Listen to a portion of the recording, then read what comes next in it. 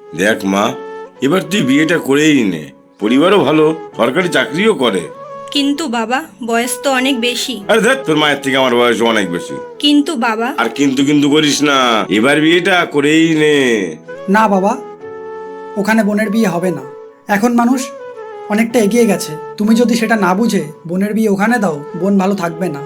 আগেকার যুগের মেয়েরা বাড়িতেই থাকতো, বাইরে যেত না। শিক্ষার হারটাও অনেক কম ছিল, তো সেখান থেকে মেয়েরা বাইরের জগৎ সম্পর্কে অতটা ধারণা রাখেনি, কিন্তু এখন রাখে।